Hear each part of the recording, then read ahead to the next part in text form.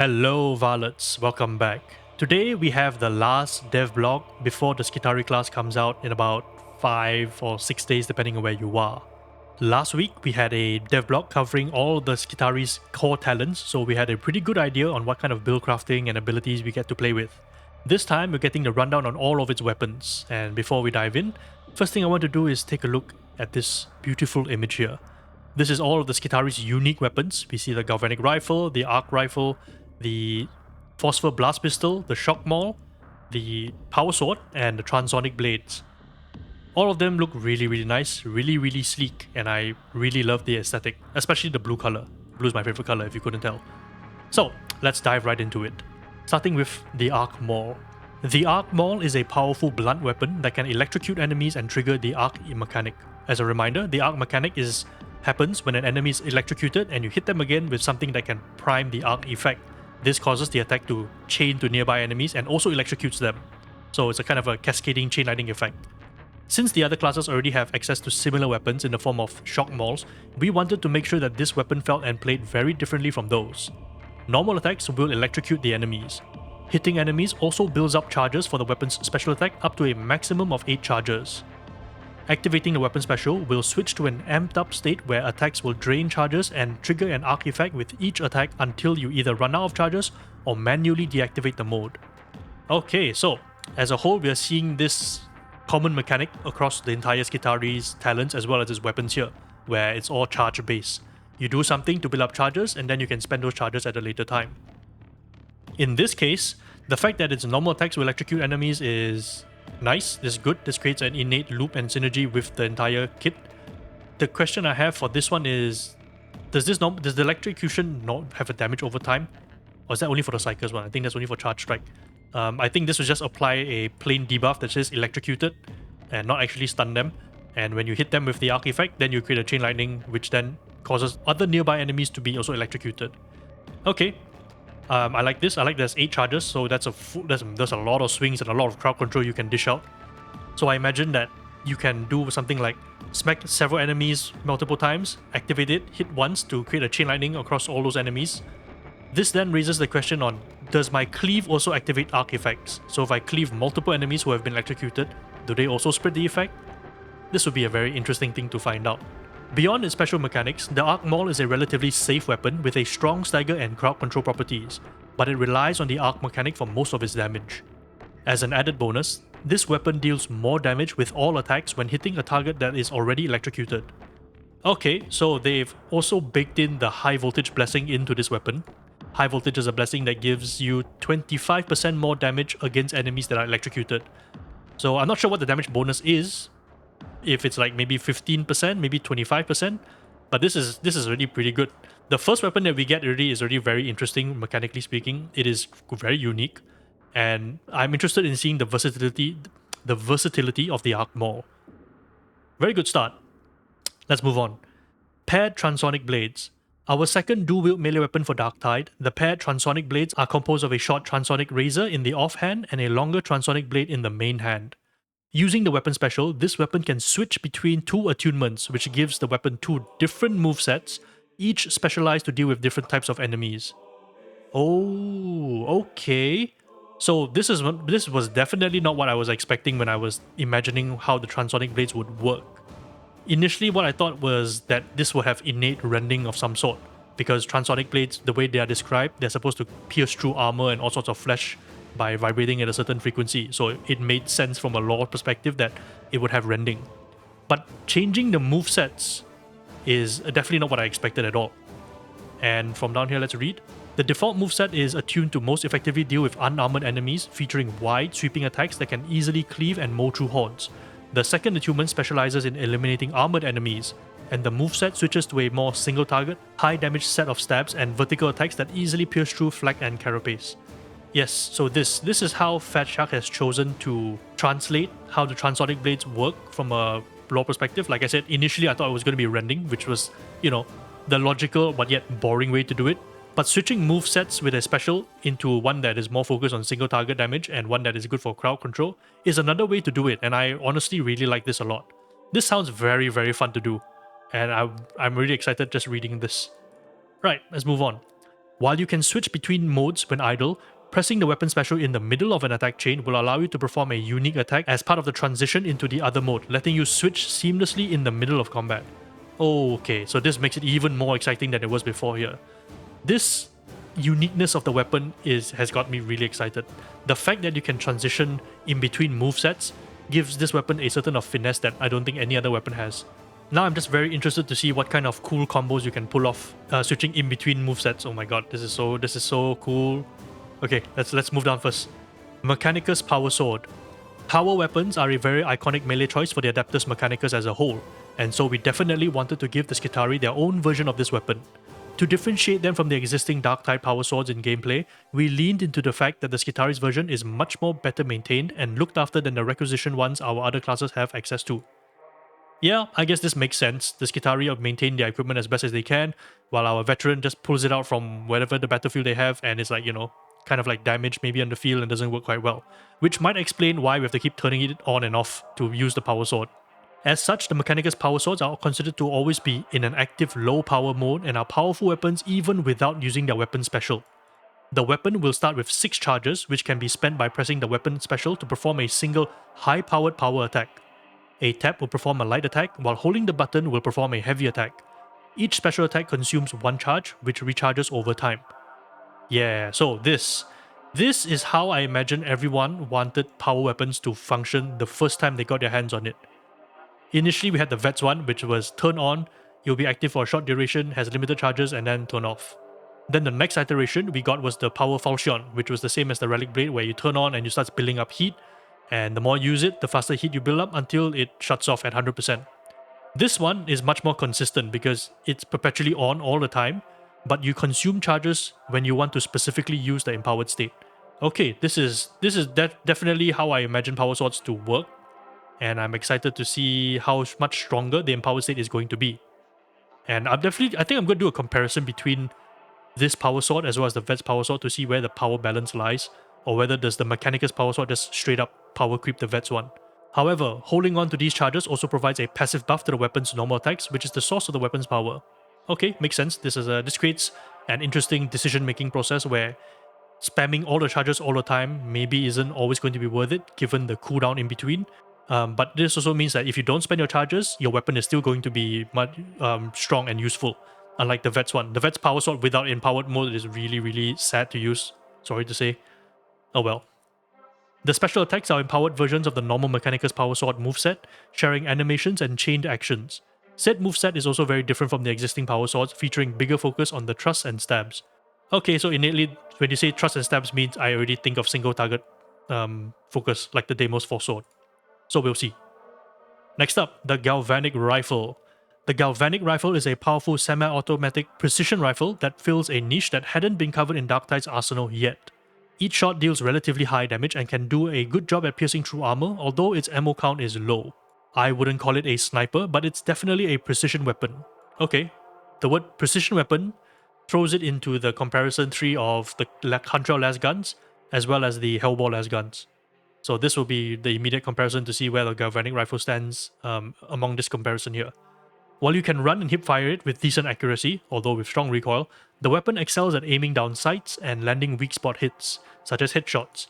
It is a simple but elegant weapon that feels extremely satisfying to shoot with. Okay, so from this description, it seems that we won't be getting any fancy schmancy mechanics like, for example, the Mechanicus Power Sword and the Transonic Blades. So the Galvanic Rifle is going to be kind of like a workhorse weapon similarly to the last gun, where the only thing special about it is it has a reverse damage fall off, where it gains more damage the further away you are firing from. So interesting to see whether the Galvanic Rifle will have anything like that. But otherwise, this is kind of expected because the trailer or the teasers that we saw for it didn't really show the Galvanic Rifle doing anything unique other than, the ping sound with the M1 Garand and shooting enemies really accurately. Okay. Excited to see what this can do, any hidden mechanics that lie beneath. Next up, we have the Arc Rifle. The Skitarii Alphas Primus Arc Rifle in Darktide is a high ammo, heavy, slow firing range weapon that shoots bolts of lightning. Unlike the Psyker's Smite Blitz, these are not sustained streams of electricity, but rather quick, instant bolts that hit their target and dissipate. While it has a high ammo capacity, reloading it takes longer than most weapons, so be careful not to waste your shots. Okay, so high ammo, heavy, slow firing gives me the same vibes as plasma gun. And the plasma gun's base reload is like 10 seconds or something. So I wonder whether this will fall in the closer to the plasma gun's reload speed, or it's going to be more like the bolter where it's also slow but there are interruptible stages as well. Each shot will apply an electricity effect like the other shock or arc weapons, and when hitting an already electrocuted enemy, it will arc to a nearby enemy, which will also electrocute it or arc again if it's already electrocuted. This means that it takes prolonged, sustained fire on a horde of enemies to really build up the damage as the electricity spreads, but becomes unstoppable once properly enabled. Okay. So, my initial thoughts before I saw any of the footage of the arc rifle in action was it was going to be like the arc rifle from Helldivers, which is a lightning gun, so to speak. You fire a bolt of lightning at something and then it just takes heavy damage. This version of it seems to be more a chain lightning propagator, where it's most effective when firing into hordes because you can keep stacking up the electrocution effect, which will arc to nearby enemies, and if they are electrocuted, then it will arc to nearby enemies even more. This then also raises a very interesting question because of the arc mechanic. If a psyker is smiting a horde and everything is electrocuted, does firing a single arc bolt into that causes a massive cascade of chain lightning against the entire horde? Because if so, that would be hilariously broken to see, and I can see smite psyker stocks maybe going up whenever an arc rifle is in play. This would be fun to test. I can't wait to see what the arc rifle can do when it comes to cross-character coordination and synergy. Right, let's move on. Phosphor Blast Pistol. It's a gigantic hand cannon is what it is. Okay, I see hand cannon and because I like Destiny 2's hand cannons. The Phosphor Blast Pistol is a powerful and unique range weapon. While it has a limited ammo capacity and isn't all that accurate, it excels in both damage and support. Each shot of hot white phosphor blast deals high damage to the target and then splashes phosphor to nearby enemies. Okay, yep, this is about exactly how I imagine the phosphor pistol to work because, phosphor is going to spread everywhere. Both the initial target and the enemies in the splash zone will suffer from a powerful debuff from the lingering phosphor compound, which makes them not just take more damage from all sources, but attacks will also cleave through them more easily. Okay, so my initial thoughts on the Phosphor Blast was that it would set things on fire because that's what phosphor would do, right? And it's also designed to go through armor as well, as a function of it being very hot. So the fact that enemies are taking more damage from all sources and also being able to be cleaved more easily is I think a much more interesting interpretation of what the phosphor than I had initially. This also makes so much more sense. I really like the design behind the Phosphor Blast Pistol. It's got a super cool effect where you can see it actually burn pieces of the armor off and expose the flesh of some enemies. Oh, this is going to be really nice to look at. Beyond looking gnarly, this effect also helps communicate to your teammates which enemies are debuffed by the Phosphor Pistol, encouraging them to take advantage of the situation. Oh, okay. So these two together. Darktide is known for its effects. If you've seen a Mauler get hit in the face with a Thunder Hammer, then you know what I'm talking about. So this will be interesting. Maybe the enemies are going to be glowing like orange-red with their armor being melted off or their flesh are just being seared off, which makes them very easy to be identified by your teammates to know okay, this enemy is taking more damage and I can cleave through it a lot better. I think the more damage part is going to be the most useful element of the pistol, because against armor is going to be the cleave part is going to be alright against armor like rages and maulers, so that will be alright. But against Crushers, because Crushers innately have the abort cleave command, I don't think this is going to be helpful there.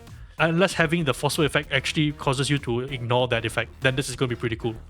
Okay, let's move on to existing weapons. Plasma Gun Mark III. On top of all these brand new weapons that we're adding for the Skitarii class, this update will also see the release of a new mark of the Plasma Gun. Available to both Veteran and Skitarii classes, this Plasma Gun variant will have less focus on penetrating through enemies and terrain, and more on the devastating explosions, which will trigger when hitting most enemy types. Okay, so we get a new Plasma Gun that is having the bolter treatment. So the initial bolter we had was designed for single target damage, and then the second version of it, the second mark of it, was designed for AoE damage, where it had a much bigger blast radius and dealt more damage, but in return had a lower single target damage profile. So this will be interesting, I guess. I'm not necessarily excited about this one because, when's the last time you saw people using the AoE bolter? Most people would use the bolter, use it because they have armored targets to solve. So my guess is that in the hopes of getting players to widen their arsenal, Fetchak has reduced the crusher count, which meant we aren't so reliant on having an anti-armor solution in our inventory all the time. This will be this will take some testing to see if it's worthy of our arsenal or not. So I'll keep this in mind. Beyond that, the Skitarii class will also have access to the following weapons that can already be found in Darktide's arsenal. Range weapons. We have the Infantry Autogun, Brace Autogun, and Vigilant Autoguns, okay, the basic stuff. Heavy Las Pistol, nice. We have the other version of the Plasma Gun, which makes sense. This will be interesting to play around with. We have the Quick Draw Revolver, as well as the Shredder Auto Pistol. Okay, pretty cookie cutter base range kit. Nothing unexpected here. Plasma Gun makes sense for the Skitarii because, you know, they're Skitarii, so I guess it's fine. Melee weapons, we have the Assault Chainsword, that's alright. The Devil's Claw Sword, okay. Shock Maul, I don't know whether people will be using the regular Shock Maul once they get their hands on the Skitarii's version. That one sounds a lot more fun. We'll have the Power Falchion, which, again, I'm not sure whether people will want to use this. Even in my normal games now, I barely see people use the Power Falchion other than myself. And with the new Mechanicus Power Sword looking really cool, I really doubt this is going to see any action. And we have the Combat Blade. You know, I think this is the only weapon I really don't want the Skitarii to have because it's going to be a new class. People are going to be speedrunning levels as it is already, and the Combat Blade is just going to enable that even more. This is basically adding a speedrunning butter knife into what is already a very powerful arsenal with a whole bunch of power weapons. Can't say I agree with the Combat Blade addition here. Okay, so that was the end of the Devblog. We have very exciting weapons to come, honestly. This is all really cool. I especially love the Transonic Blade. This sounds like it's going to be really fun to test around with. The only thing that we don't know from this entire Devblog is what the blessings are going to be like. And this blessings here will be interesting. I hope that we will get a whole bunch of new things, and what I hope even more is that all of these weapons will have blessings that are actually useful. Competitive, you know? I don't want something to see like, oh, yeah, here's a governing rifle, let's stick on like Terrifying Barrage to it. No, I don't want to see any of those. I want to see good, useful blessings that allow us to make decisions. Meaningful decisions. So yeah, good to see what's cooking in the background. I am excited for the game to come out. Now, unfortunately, I didn't get selected for early access, so I won't be able to access any of this up until the actual full release. So I'll be playing the Skitarii class for the first time along with all of you guys. In any case, I know I have a lot of work to do when the class comes out because there's so many weapon breakdowns to do, a lot of cross-testing to be done, and, you know, a lot of meme things to explore as well. So yeah, let me know what do you think of the weapons that we're getting here, and I will see you in the next one, Varlets.